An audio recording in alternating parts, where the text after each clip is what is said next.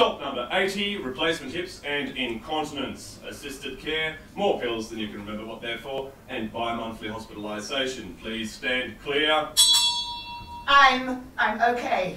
No, really, I think I'm better than okay. I'm finally the boss of me. I'll be a lot better when my boyfriend Harry comes to pick me up. He's taking me for a picnic with Mum, and then we'll go to the airport, and it's off to Spain, to that place with all the thingies, you know, that jump over fences and do the pretty dances. Last year, when I was little, I had a picture on my bedroom wall of those pretty horses, prancing and dancing to music. I think they think they're people. I'm not too sure I like the people in this place, though. I think they might be stealing from me. Things never seem to be where I left them. Oh well, they'll be along soon, and we can go to Jerez. Yes, I'm okay. Stop number 60, reconciliation and the change. Hot flushes, varicose veins, revenge and sadness. Dreams realised, memory deteriorating. Please stand clear. Amazing. After years of saving, losing it all, saving again, and then finally retiring, Harry's gone. 6 months after he retired, and before we could even travel. Somehow I think he'd see the irony in that. That was the one thing that brought me back to him, his sense of humour. There wasn't really a whole lot else. Sure, he gave me my 2 little girls, but we never had that much in common. I took him back a few years ago. My sister tells me I'm stupid, but hey, when somebody's the father of your kids, and we did have some good times. It just seemed the best thing to do, for everyone. Everything was sweet. He'd retired, stopped screwing around. Well, no one would have him anymore. And we planned a big holiday. Then he was gone. But after a few months, I realized I am still alive! Still alive! And rich! You see, Harry was a financial wizard. He could make money just disappear. But luckily, our eldest daughter's husband, is a what's it called, a financial bloke. He got Harry to put his wage into superannuation years ago. And when he died, I almost fell over at how much was in there. Bugger morning. I went to Jerez and rode one of those dancing horses. Well, actually, it wasn't dancing when I was sitting on it. More like standing still. But I did see the show live, and it was just as amazing as I'd imagined.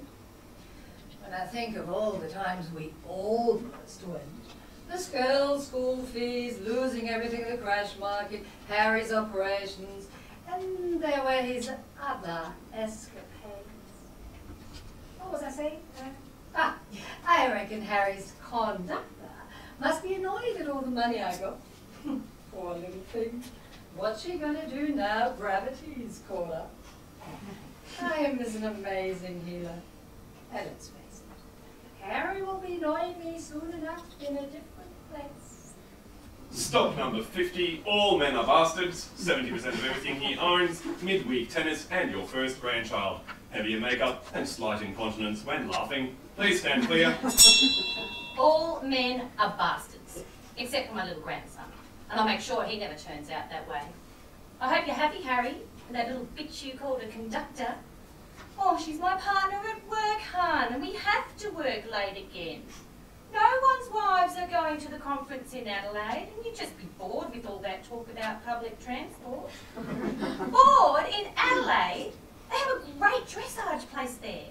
I mean, it's not Jerez, but they have real lipizzanas.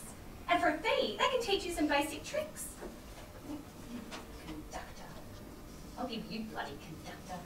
Except this time it'll be electrical, with jumper leads attached to your balls. Or I'll sneak into your precious little shed just before you leave and pick up your things. And I'll safety pin some prawns underneath your favourite little easy chair. Take it outside and let the sun do the trick. Oh, how am I going to afford to get to Jerez now? You'll be sorry, Harry. You may have the trophy girlfriend, but I have got the house and 2 cars. Stop number 40, both daughters at school, Phillip Island now, Jerez later. Please stand clear. I can't wait to get back to the gym and tennis. It's not like I'm being super vain, but having the girls has made me appreciate how easy it was to stay in shape about 10 years ago. But I can't imagine life without them now. I love them so much, but they are a handful. It's not like Harry's any use. I don't know about him. I know he means well, and all the overtime he's doing will help me to get to Jerez quicker, but I feel like a single parent. That time we had a proper honeymoon. I mean, after the stock market crashed and all that kind of thing, and we couldn't afford the tickets to Europe anymore. It was fun in Phillip Island, but it's not quite Spain. At least Harry won't have to work quite as hard during the day now. They're bringing back conductors to sell tickets, so the drivers can concentrate now on driving. He'll be teamed up with a partner too, and all going well, we'll be able to spend a little bit more time together and prepare for our trip. Stop number 28. Life is great. Looking to the future with a cute husband. Phillip Island is where motorbikes race, and we're going to Jerez. Please stand clear. Finally! It happened! Harry popped the question! Did you ever see a diamond that size? Of course, Harry being Harry, is never really quite sure what he wants and what's best for him. But after a week of withholding privileges and a little dance around his flat in my new negligee, he popped the question. It was so romantic.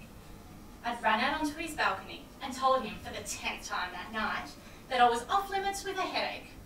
Oh, it was freezing out there. But when he approached the glass doors, with champagne, 2 glasses, and a red rose between his teeth, I melted a bit. I let him come out, put his coat on my shoulders, and as he stood there shivering with excitement, he dropped to one knee and produced the ring box. Of course, we replaced that one with one I liked better. But it was the moment that was important. Mum and Dad aren't quite over the moon, but it's not like Harry's going to be driving trams forever. He's actually a self-taught financial wizard. He's put every cent he earns into the stock market, and with the way those technology stocks are going up, he'll be able to retire by 40. There's also some other thing he's doing with his brother. Something to do with Egyptian art, I think. I heard them mention pyramids at dinner last week. I can't wait for our honeymoon in Spain. We'll travel, but be based at Jerez, so I can have lessons at the riding school there. Oh, those limousines are amazing. Way smarter than any pony I ever rode. Oh, goodbye singles bars. Oh well, it was like shooting fish in a barrel anyway. Stop number 16. Learning about sexuality and power over boys, breaking hearts and having yours broken. Please stand clear. Boys are so dumb. I mean, you can like make them do just about anything if you play your cards right. Shame the cutest ones only are after one thing. It's not so gross if you don't think about it too much. Hey, I'm still technically a virgin, officially. It's lucky they're not as mature as me, I suppose. Otherwise, I wouldn't be able to make them do so much for me. Guys are okay most of the time, except Giovanni Parisi. That guy's a bloody sleaze. Told everyone around school what we did on the Oval. All around school in hours. I'd love to smash his face in. Can't wait to leave school and get a real job. This term, I've got 20 hours a week. The real world's going to be so easy after this. At least my writing's going well. I won 2 ribbons on the weekend. It's not Spanish dancing, but it's dressage and jump still. One day, I'll have a little Zana. Stop number 10. Boys are smelly and have germs. All horses are good. If Daddy really loved me, he'd buy me a better pony. Please stand clear. I really need a better pony. Don't get me wrong, I love Princess. I'm glad we saved her from the knacker. It's just, her gait's so wonky. They'll always mark me down in dressage for that, and it's like not even my fault. I'd probably win if I had boobs. Those judges are such old pervs. I'll get by, I suppose. It's just hard not to look at the beautiful Spanish horses on my wall and then I have to go and groom Princess. One day, I'm going to ride Lady Zeno horses in Spain in a big palace. All my teachers say I can do anything I want.